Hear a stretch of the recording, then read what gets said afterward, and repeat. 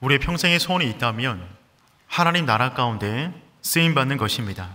그렇다면 어떤 사람이 하나님 나라 가운데 쓰임받을 수 있을까요? 이 세상에서도 어딘가 쓰임받기를 원한다면 그 조건이 충족되어야만 쓰임받을 수가 있는 것이죠.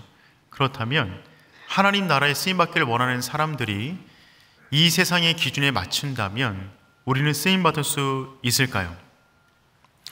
온갖 세상의 기준에 자신을 맞출 때 그 사람 안에 어떤 일이 벌어지는가 보여주는 한 가지 이야기가 있습니다. 한 남자가 새 양복을 맞추기 위해서 이름난 제단사 준바오를 찾아갑니다. 그 준바오는 그 사람을 보자마자 그 사람의 치수를 정확하게 재고 최고급 옷을 가져다가 그에게 맞는 옷을 만들어 주었습니다. 그런데 옷을 입고 보니까 그 사람의 거울에 비친 모습을 보니까 오른쪽 소매가 왼쪽보다 10cm가 더 긴 것입니다. 그래서 아주 이상한 모습이 되어버렸습니다. 그래서 제단사에게 말을 합니다. 준바오 씨, 멋진 양복이지만 한쪽 소매가 10cm가 더 깁니다. 그랬더니 준바오 씨가 얼굴을 붉히면서 화가 났어요. 양복이 잘못된 것이 아니라 당신이 서 있는 자세가 문제입니다. 그러니까 오른쪽 팔을 안으로 구겨 넣으세요. 이렇게 하니까 팔이 하나로 내려가서 손에 맞게 되었어요. 그런데 문제가 뭐냐면 이 목 뒤가 옷이 구겨지는 것입니다. 아니 그런데 목 뒤 보니까 목 뒤가 구겨졌는데요? 양복이 문제가 아니라 당신 자세가 문제입니다. 턱을 앞으로 쭉 빼세요. 있는 힘껏 쭉 빼세요. 그때 맞게 되는 거예요. 근데 그 다음에 문제는 무엇이냐면 이 밑단이 위로 올라가니까 보기 흉했습니다. 아니 그렇게 하니까 밑단이 올라가서 영 이상하잖아요. 그랬더니만 등을 더욱더 구부려서 다리를 구부리게 되면 펴질 것입니다. 그 모습을 하고 비싼 돈을 내고 가게를 나오게 되었습니다. 가게를 나오자 한 사람이 그 모습 보면서 이렇게 감탄하며 말하는 것입니다. 정말 멋진 양복이군요. 이 양복을 준바오 씨가 만들었죠? 그 사람이 깜짝 놀랐어요. 아니 그럼 어떻게 하셨죠? 준바오 씨 말이 당신처럼 신체적으로 결함이 있는 사람에게 딱 맞는 양복을 만들어줄 수 있으니까요. 그 사람의 몸이 문제가 아니라 잘못된 옷에 맞춰서 몸을 비틀었더니 이상한 모양이 된 것인데 그 사람이 오해하고 있는 것입니다. 이 예화를 소개한 책의 말미에 어떤 글이 쓰여져 있냐면 세상의 기준에 자신을 맞추는 것은 스스로 불구가 되는 것이다. 세상의 기준에 자신을 맞추는 것은 스스로 불구가 되는 것입니다. 여러분 그렇습니다. 하나님 나라에 쓰임받기를 원하는 사람이 아무리 이 세상의 기준으로 자신을 맞춘다 한들 그 모습 그대로 하나님 나라에 쓰임받을 수는 없는 것입니다. 그렇다면 하나님 나라에 쓰임받기를 원한다면 우리는 어떠한 삶의 태도를 가지고 있어야 할까요? 여러 가지 특징이 있겠지만 저는 오늘 본문의 말씀을 중심으로 하여서 그 특징을 능동적 수동성이라는 단어로 설명하려고 합니다. 능동적 수동성이란 어떤 뜻이냐면 하나님께 수동적으로 이끌림받는 삶을 능동적으로 살아가는 것입니다. 하나님께 수동적으로 이끌림받는 삶을 능동적으로 살아가는 것입니다. 쉽게 말하면 하나님을 열정적으로 따라가는 삶, 그 삶의 태도를 능동적 수동성이라고 할 수가 있습니다. 여러분 이 세상은 능동적인 삶, 자기주도적인 인생을 강조합니다. 한 번뿐인 인생, 자신을 위해서 열정적으로 살 것을 말합니다. 효율을 극대화하여 더 많이, 더 빨리, 더 높은 곳을 오르라고 부추깁니다.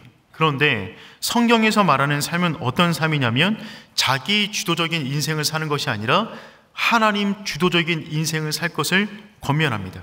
이 삶을 위해서 더 인내, 더 포기, 더 순종할 것을 강조합니다.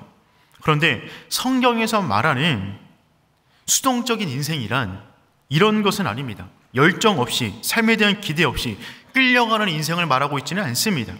수동적인 인생을 살아가되 하나님께서 정해놓으신 그 한계 내에서 열정을 다하는 삶, 인생을 불태우는 인생, 그 안에 적극적으로 살아가는 인생을 말하고 있는 것이죠. 그러니 한마디로 말하면 능동적 수동성의 인생이라고 말할 수가 있을 것입니다.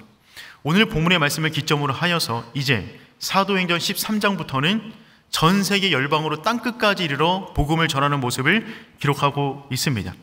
지금까지 진행되어 오고 있는 모든 복음의 역사는 예루살렘 교회를 중심으로 하여서 12사도가 주도해 왔습니다. 그런데 오늘 본문의 말씀을 기점으로 하여서 교회가 안디옥 교회에서 예루살렘 교회로 중심이 옮겨가게 됩니다. 12사도에서 사울에게로 옮겨지게 됩니다.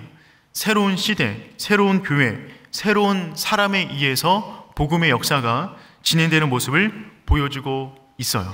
그리고 이후로 나타나는 모든 하나님 나라 가운데 귀하게 쓰임받은 사람들의 삶의 공통적인 특징은 무엇이냐면 능동적이며 수동적인 인생을 살아갔다는 것입니다. 그러니 사랑하는 오륜교회 성도 여러분, 우리의 삶이 그러한 삶 되기를 축복합니다. 주님께 이끌림 받는 수동적인 인생을 살아가되 주님께서 이끄신 그 장소 속에서 능동적으로 열정을 다하여 살아가는 저와 여러분 되기를 축복합니다. 오늘 안디옥 교회는 세 가지 부분에 있어서 능동적 수동성의 모습을 보여주고 있는데 그 모습을 함께 살펴보도록 하겠습니다.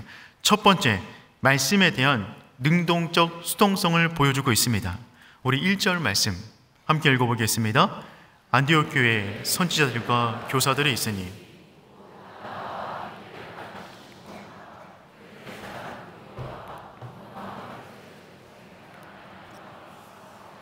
아멘.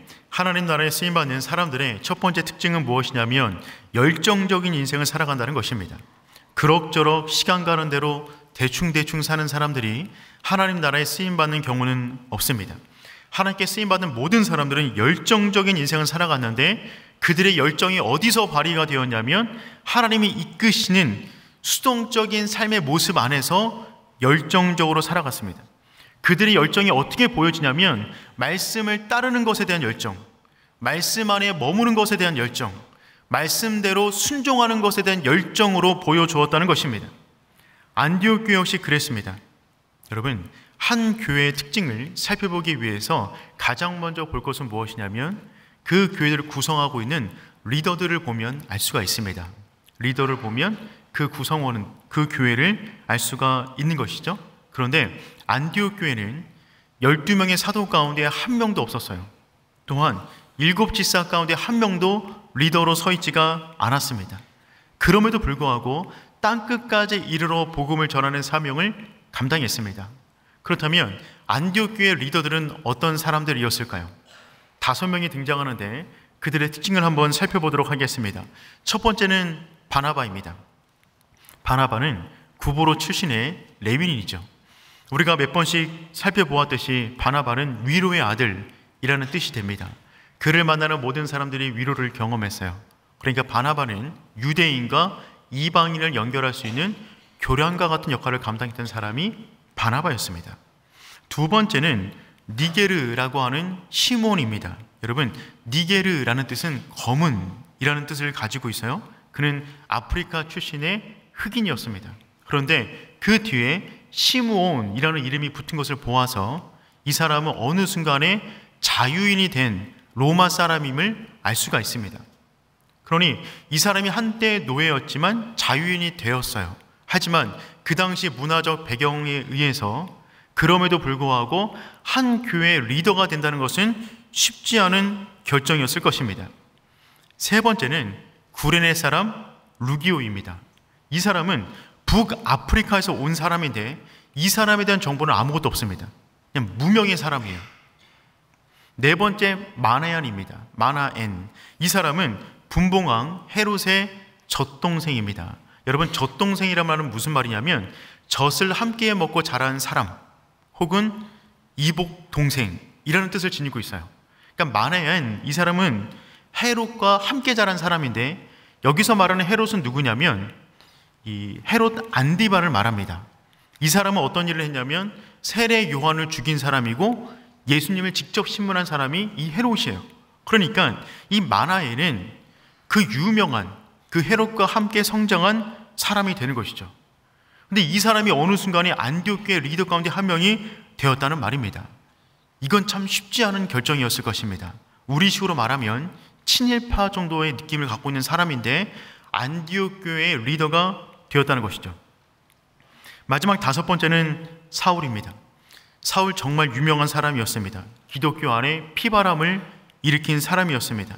스데반을 죽이는 일에 주도했던 인물이고, 안디옥 교회에 사람들이 모여있는 이유 역시 사울이 예루살렘 교회를 중심으로 핍박을 가했더니 그 사람들이 도망쳐서 안디옥 교회를 만든 것입니다.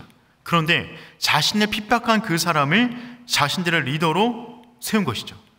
그러니 여러분, 정리해보면 이 5명은 서로가 함께하기 힘든 사람들입니다. 그들의 출신 배경, 인종, 사회적 지위, 모든 것이 달랐어요. 이 중에 바나바를 제외하면 모든 사람들이 어울릴 수가 없는 사람입니다. 시므온은 흑인 노예 출신입니다. 루기오는 무명의 사람이에요. 어떤 사람인지 알 길이 없습니다. 마나에는 헤롯의 젖동생입니다. 함께 할 수 없는 사람이죠. 사울은 유명한 기독교를 핍박한 사람이었어요. 근데 여러분, 어떻게 이 5명이 하나의 리더 공동체를 만들 수가 있었을까요?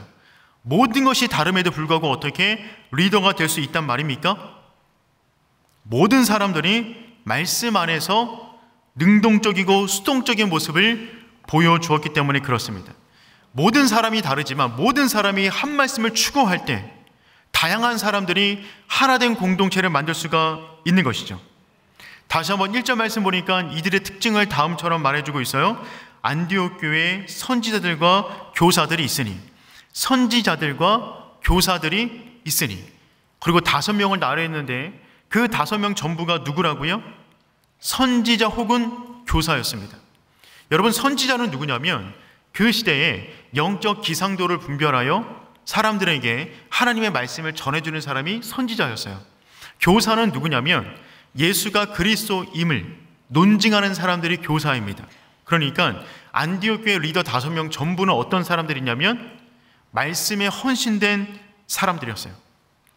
모든 것이 다른데 그 모든 사람들이 한 말씀 안에 헌신하니까 하나의 교회를 이룰 수가 있었던 것입니다. 안디옥 교회 리더 전부가 말씀에 헌신된 리더였어요. 안디옥 교회는 행정 리더 없었습니다. 관리형 리더 없었어요. 조직 운영을 위한 리더도 없었어요. 재정 리더도 없었어요. 오직 말씀을 가리키는 리더만 있었습니다. 다양한 다민족 국가를 이루었던 안디옥 교회, 그 교회가 하나 될 수 있었던 것은 모든 사람들이 자신의 생각을 내려놓고 한 말씀 안에 헌신했기 때문에 그렇습니다. 그러한 오륜교회 되기를 축복합니다. 여러분, 오륜교회 안에 다양한 많은 분들이 함께 모여 있지만 모든 구성원이 한 말씀을 향해서 마음과 생각을 모을 때 우리 역시 하나된 공동체를 이루게 되는 줄 믿습니다. 또한 여러분의 가정이 그랬으면 좋겠어요. 가정 안에도 여러 가지 많은 생각이 다를 수 있지만 모든 가족의 사람들이 무릎 꿇어 기도하며 하나님의 뜻을 구할 때 온 가족이 말씀 안에 하나 되는 복된 가정 되기를 축복합니다. 여러분, 말씀에 대한 능동적 수동성인 것이죠. 말씀을 열정적으로 사랑하여 그 안에 인생을 가두되 그 말씀대로 살아가기 위해서 몸부림치는 그 사람, 하나님이 그 사람을 말씀과 함께 사용하실 줄 믿습니다. 지난주에 살펴보았듯이 하나님의 말씀 안이 흥왕합니다. 다른 모든 것은 사라질 것입니다. 사도행전 12장 24절 말씀 우리 함께 읽어볼게요. 하나님의 말씀은 흥왕하여 더하더라. 아멘. 이 세상은 말잔치로 요란한 세상입니다. 한 주간 동안에도 얼마나 많은 소리들이 있었습니까? 하지만 여러분, 그 말들에 대한 근거는 없어요. 누구도 책임지지 않는 말들이란 말인 것이죠. 헤롯을 향한 사람들의 말잔치는 하루도 못 갔습니다. 세상의 말이 그렇습니다. 하루도 못 갑니다. 누구도 보장하지 못합니다. 하지만 하나님의 말씀은 흥왕하여 더해지는 줄 믿습니다. 그러니 우리 인생 말씀 안에 가둘 때 우리 인생 가장 안전한 줄 믿습니다. 우리 인생을 다른 소리 안에 가두는 것이 아니라 말씀 안에 우리 인생을 가둘 때 흥왕하는 말씀이 우리 인생 가운데 놀라운 회복과 부흥을 주는 줄 믿습니다. 더군다나 말씀의 놀라운 점은 어떤 점이냐면 날마다 새롭다는 거예요. 그 말씀을 아무리 보고 또 봐도 그때마다 그 상황과 그 문제와 그 아픔과 그 고통에 놀랍게 적용이 된다는 것입니다. 말씀은 정말 날마다 새롭습니다. 저는 이번 주에 설교를 준비하면서 이 날마다 새로운 그 말씀의 은혜를 다시 한번 경험하게 되었어요. 목사로서 가장 큰 고민은 무엇일까요? 설교 준비하는 겁니다. 일주일 내내 모든 시간이 설교 준비하는 시간으로 분배가 되어지는데, 저의 경우에는 월요일 날 설교를 위해서 모든 번역본과 주석, 책들을 읽으면서 설교 뼈대를 구성합니다. 화요일이 되면 그 뼈대에 맞게끔 개요를 작성하고 이 성경 말씀이 성도들의 삶 가운데 어떻게 잘 적용될 수 있을까, 그 적용을 위해서 다양한 책들을 보게 됩니다. 수요일부터 원고를 작성하기 시작해서 목요일 오전에 1차 원고를 마무리 짓고 오후에 그 원고를 들고 기도원으로 올라갑니다. 그러면 기도하면서 말씀을 묵상하고 금요일과 토요일에 적절한 단어와 표현으로 바꾸고 오늘 단에 서는 겁니다. 일주일 내내가 이 말씀을 준비하는 시간으로 목사들은 보통 분배가 되어 있게 되어 있는데, 그런데 이번 주는 달랐어요. 월요일부터 글이 써지기 시작하는 것입니다. 이 보통 수요일 저녁부터 성령님이 임하시는데 이 월요일부터 갑자기 임하셔가지고 주체할 수가 없었어요. 마구 타이핑을 치기 시작했습니다. 마치 어떤 느낌이었냐면 귀에서 누가 불러주는 듯한 느낌이었어요. 많은 성도님께서 저를 위해서 기도해 주시고 있다고 말씀해 주시는 것을 많이 들었는데, 그래서 그런지 정말 나를 위해서 기도하고 계시는구나 라는 느낌을 받으며 원고를 작성하다 보니까 수요일날 원고를 끝내버렸어요. 너무 마음이 홀가분해서 그 원고를 들고 목요일날 기도는 올라가는 그 차 안에서 제가 전에 했던 설교들을 들으면서 이제 기도원으로 향하고 있었는데, 그때 제가 전에 했던 설교를 듣자마자 온몸에 소름이 돋았습니다. 소름. 왜냐하면 글쎄 제가 오늘 해야 될 설교가 지난번에 했던 설교더라고요. 여러분 기억하셨어요? 새로웠죠? 역시 말씀은 날마다 새롭습니다. 정말 깜짝 놀랐어요. 왜냐하면 근데 그 설교도 그냥 설교가 아니라 이 설교가 작년 9월 17일 했던 설교거든요. 그때 이 본문으로 설교 제목이 뭐였냐면 계승 발전시켜야 할 교회의 DNA였습니다. 이 설교는 저에게 너무나 중요한 설교였어요. 왜냐하면 공동회의가 끝나고 단임 청빙 받은 다음에 맨 처음 했던 설교가 이 설교였거든요. 그때 설교만 제가 통째로 다 외웠는데 이 설교 똑같은 본문으로 설교 준비할 때 새카맣게 잊어버렸어요. 그러니까 성령님이 제 귀에 불러주신 것이 아니라 제 머리 어딘가에 이 흔적들이 남아있어서 이게 막 쳐졌던 것 같아요. 근데 더 놀라운 거 뭐냐면 완전 새로운 설교였어요. 물론 성경 해석에서는 동일할 수밖에 없지만 그 모든 적용은 완전 다른 설교. 마치 성령님께서 내가 이것을 의식했다면 제대로 설교를 쓸 수 없을 것 같아 완전히 잊게 하시고 새로운 설교를 쓸 수 있도록 은혜를 주신 것 같은 그러한 느낌을 가지고 설교를 준비하게 되었습니다. 여러분 그렇습니다. 말씀은 늘 새로운 말씀이에요. 같은 말씀이지만 그 말씀이 우리 상황 가운데 뿌려질 때 나의 모든 아픔과 나의 모든 상황과 나의 모든 고통 가운데 그 말씀이 뿌려질 때 그 말씀이 살아있어 우리 삶 가운데 가장 적절한 말씀으로 힘이 되는 말씀으로 다가오게 되는 줄 믿습니다. 그러니 사랑하는 오륜교회 성도 여러분, 강단에서 선포되는 말씀이 들려지는 은혜가 있기를 축복합니다. 우리 인생 가운데 가장 큰 복은 무엇이냐면 말씀이 들려지는 거예요. 더 큰 은혜는 뭐냐면 들려진 대로 몸이 움직여지는 것입니다. 더 큰 은혜는 무엇이냐면 그 순종의 현장 가운데 하나님의 놀라운 은혜를 경험하게 되는 것입니다. 그 은혜가 있는 오륜의 성도 되기를 축복합니다. 두 번째, 오늘 말씀의 강조점은 무엇이냐면 예배와 기도에 대한 능동적 수동성입니다. 하나님은 어떤 사람을 선택하시냐면 예배와 기도에 헌신된 사람을 선택하십니다. 2절 말씀 읽어보겠습니다. 주를 섬겨 금식할 때에 성령이 이르시되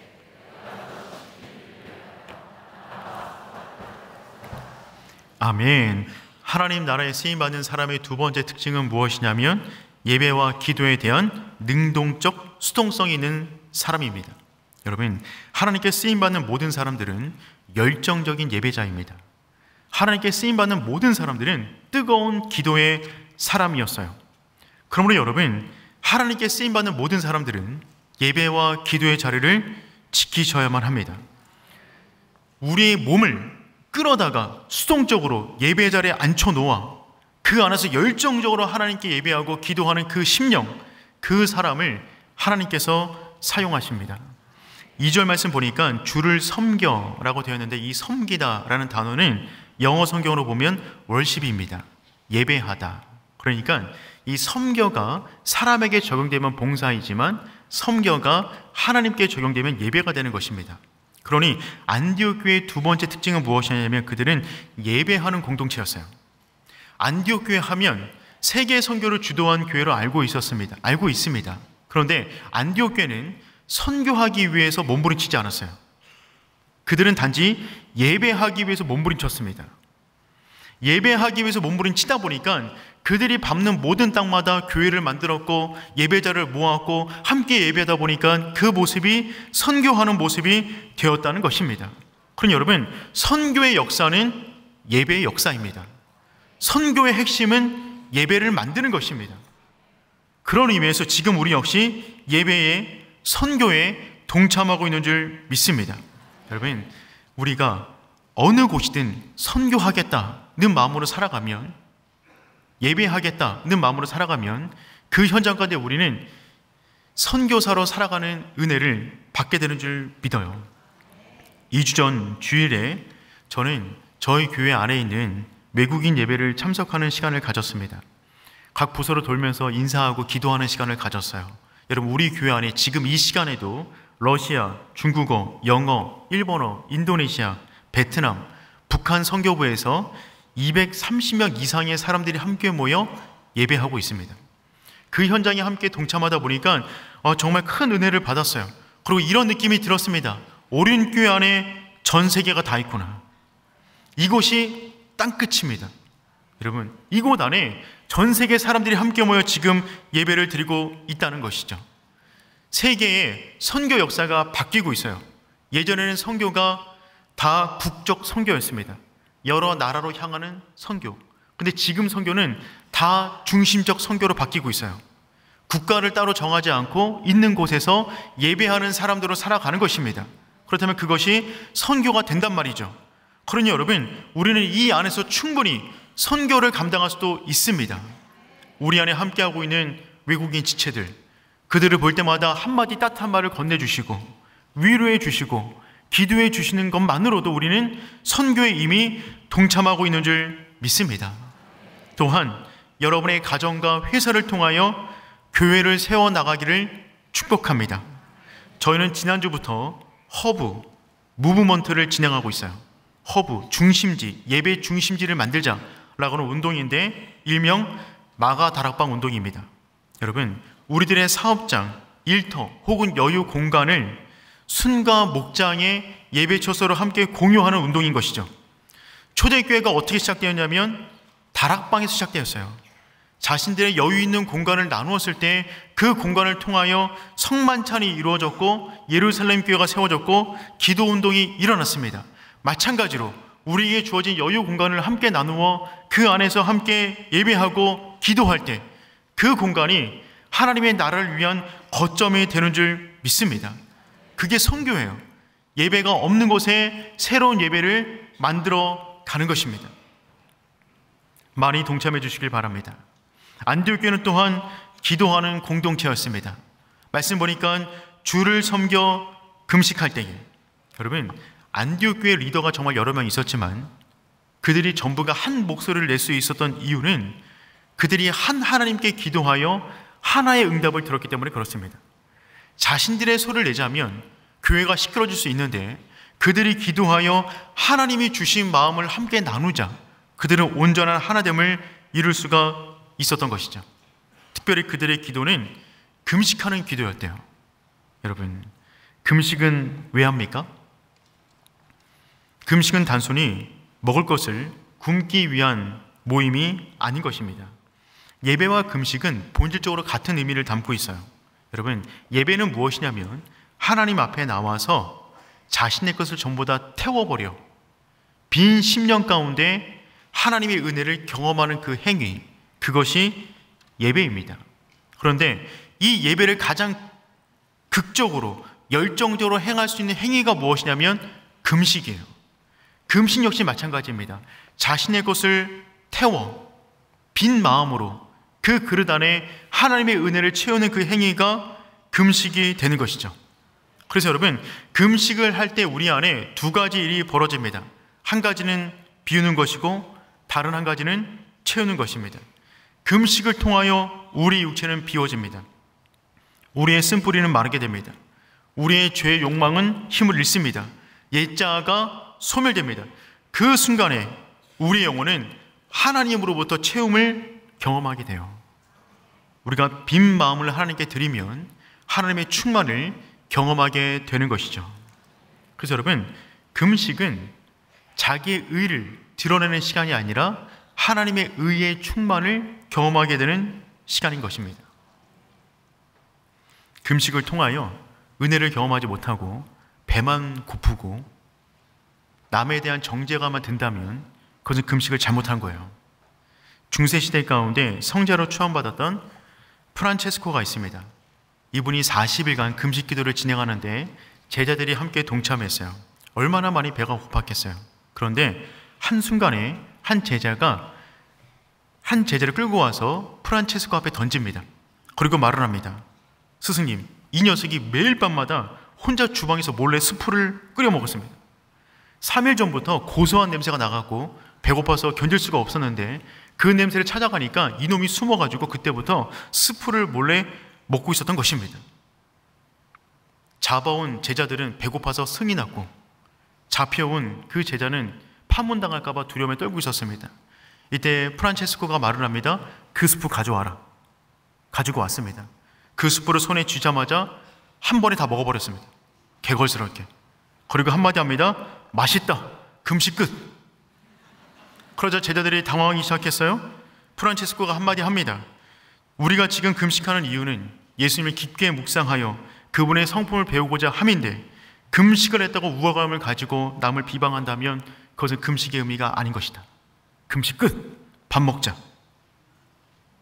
여러분, 그렇죠. 금식은 우리의 의를 내세우기 위해서 하는 것이 아니라 하나님의 의를 덧입기 하는 것입니다. 빈 마음에 하나님의 은혜를 채우기 위해서 하는 것이죠. 그래서 존 파이퍼 목사님은 뭐라고 그랬냐면 금식은 굶주림의 제사다. 굶주림의 제사다. 금식을 통하여 비워진 만큼 은혜를 경험하고 금식을 통하여 목마른 만큼 생수를 경험하며 금식을 통하여 연약한 만큼 하나님의 강하심을 경험하게 된다는 것입니다. 금식하고 싶어지지 않으십니까? 한 주간 우리 하나님께 기도하는 복된 심령 되었으면 좋겠어요. 예배와 금식을 통하여 나를 비우고 하나님으로 충만해지는 것입니다. 그때 어떤 일이 벌어지냐면 성령님의 음성을 듣기 시작해요. 빈 영혼 가운데 하나님의 음성의 울림도 더 크게 울리는 법입니다. 그 영혼이 비워지니까 성령님의 음성이 들려지는 것이죠. 우리 2절 하반절 말씀 읽어보겠습니다. 성령이 이르시되 내가 불러 시키는 일을 위하여 바나바와 사울을 따로 세우라 하시니. 아멘. 예배하며 기도할 때 그들은 성령의 음성을 듣게 됩니다.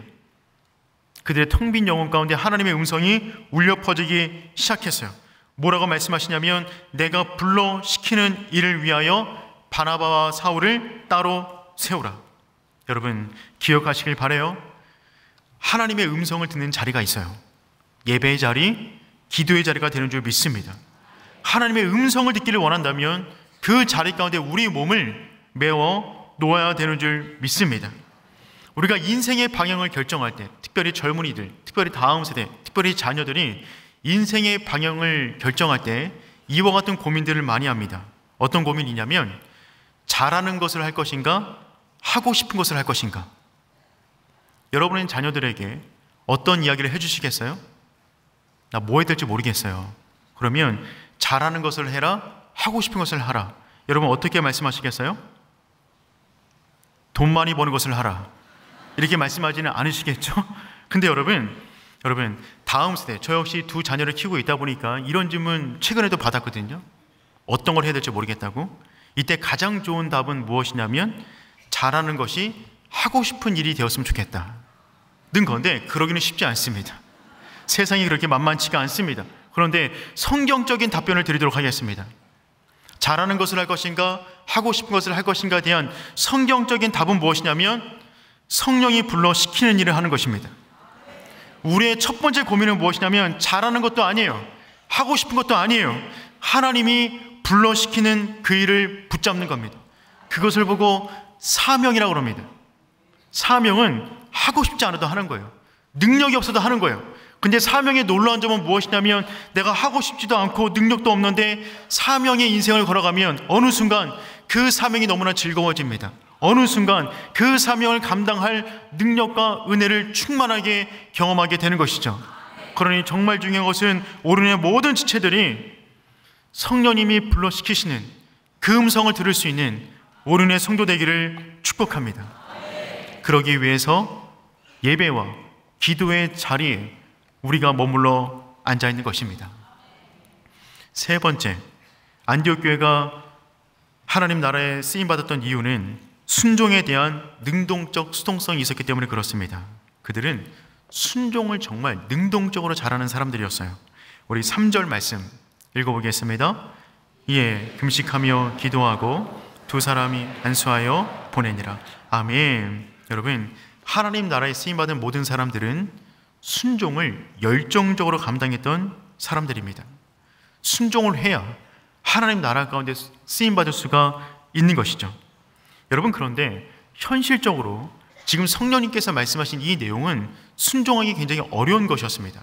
첫 번째로 그 대상이 너무나 큰 인물들이었어요. 바나바와 사울, 그들은 안디옥 교회의 두 기둥 같은 사람들이었습니다. 거기 있는 모든 사람들이 바나바를 통하여 복음을 듣게 되었습니다. 거기 있는 모든 사람들이 사울이 전한 메시지를 통하여 예수 그리스도를 깊게 알게 되었어요.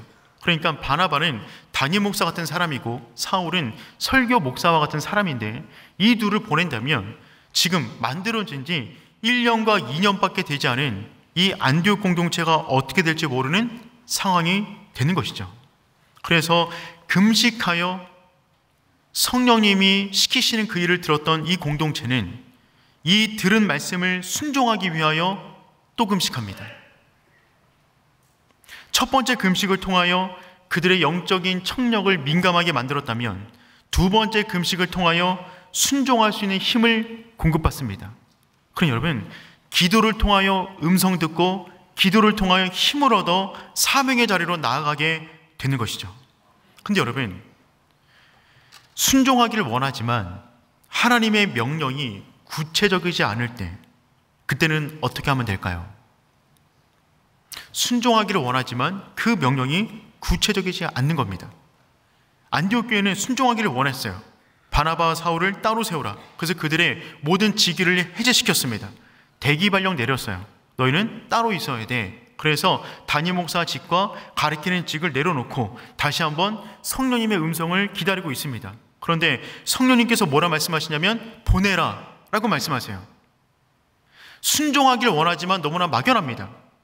어디로 보내는 거죠? 언제까지 보내는 거죠? 어떻게 보내는 거죠? 보내면 그들은 뭐 하는 거죠? 보내면 우리는 뭐 하고 있을까요? 너무나 막연한 거죠. 우리 인생 가운데도 그런 일을 경험하고 있는 분들 계십니까? 순종하기를 원하는데 그래서 대략적인 것은 알겠는데 구체적인 내용들을 모르겠는 것이죠. 그래서 어떻게 하면 되는 겁니까? 라고 하는 궁금증이 우리 가운데 있을 수가 있는 것입니다. 순종하기를 원하지만 막연할 때 그때는 어떻게 해야 될까요? 그때는 아는 것까지 하는 것입니다. 아는 것까지만 순종하는 것입니다. 안디옥 교회 입장에서 지금 순종할 것은 무엇이냐면 보내는 것뿐입니다. 어디로 보내죠? 모릅니다. 발을 띄면 알게 될 것입니다. 아는 것까지만 순종하는 것, 그것이 무엇이냐면 능동적 수동성이에요. 온 힘을 다하여 아는 데까지 가는 것입니다. 전부를 알고 전부가 준비되고 모든 길이 다 열렸을 때 그때까지 기다리는 것이 아니에요. 오늘 할 순종을 내일로 미루는 것이 아닙니다. 오늘 할 순종을 오늘 끝내는 것입니다. 그러면 내일 할 순종이 또 다가오게 될 것입니다. 그럼 여러분, 이 말을 꼭 기억하세요. 하나님의 말씀에 순종하려고 할 때 잘 순종하려고 하지 마시고 그냥 순종하십시오. 순종해서 잘자를 빼셔야 돼요. 잘 순종하는 것이 아니라 그냥 순종하는 것입니다. 하나님이 시키시는 일을 잘할 방법은 없어요. 그냥 하는 것밖에 없습니다. 여러분, 여리고성을 잘 무너뜨리는 방법은 무엇일까요? 여리고성을 어떻게 하면 잘 무너뜨릴 수가 있죠? 어떤 전략과 어떤 군사력을 동원하면 여리고성이 무너지죠? 그냥 도는 거예요. 잘하려고 하지 마세요. 바다 위를 어떻게 하면 잘 걸어갈 수가 있죠? 얼마나 수영을 연습하고 얼마나 살을 빼면 바다 위를 걸어갈 수 있는 것입니까? 잘하려고 하지 마세요. 그냥 예수님 바라보고 배에서 뛰어내리시는 것입니다. 오병이어를 가지고 어떻게 5천 명 이상을 잘 먹일 수가 있는 것이죠? 빌립은 계산기를 두들기다가 포기해버렸어요. 여러분, 그냥 바구니 돌리는 겁니다. 그냥 순종하는 거예요. 계산 금지, 고민 금지, 염려 금지, 그냥 하는 것입니다. 선 순종, 후 이해가 따라오게 될 것입니다. 순종하기 이전에 알지 못했던 것이 순종하면 알게 됩니다. 순종하기 이전에 보이지 않던 것이 순종하면 보이게 됩니다. 순종하기 이전에 없던 길이 순종하게 되면 열리게 되는 줄 믿습니다.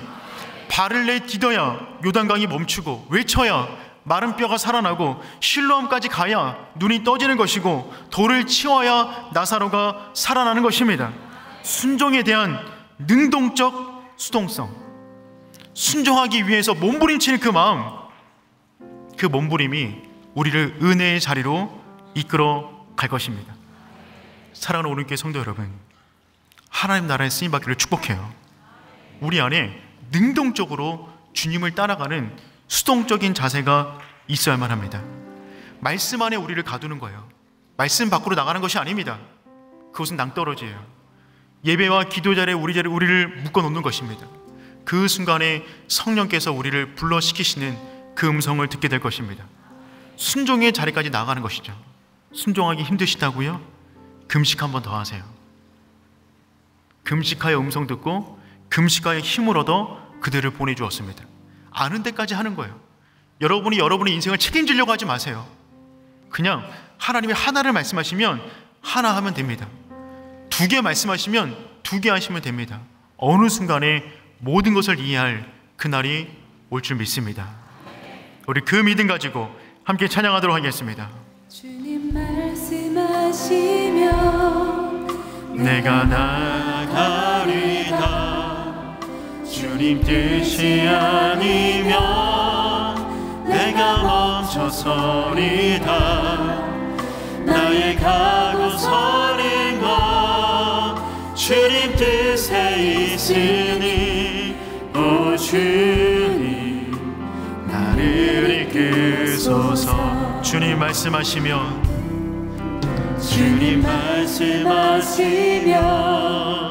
내가 나가리다.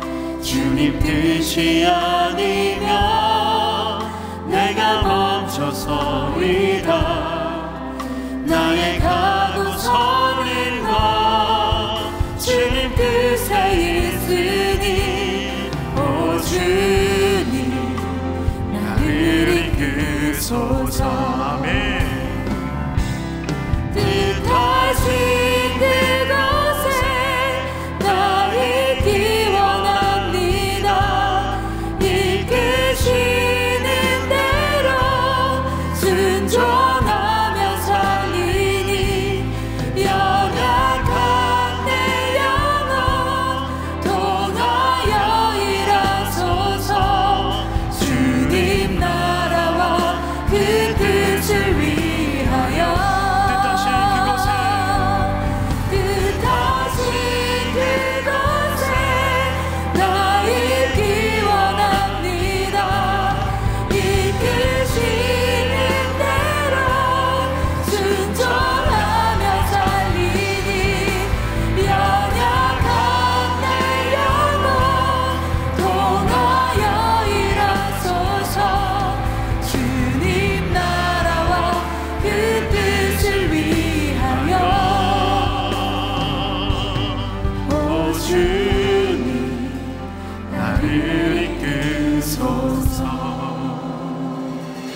사랑하는 우리 교회 성도 여러분, 우리의 간절한 소망은 하나님 나라에 쓰임받는 것입니다.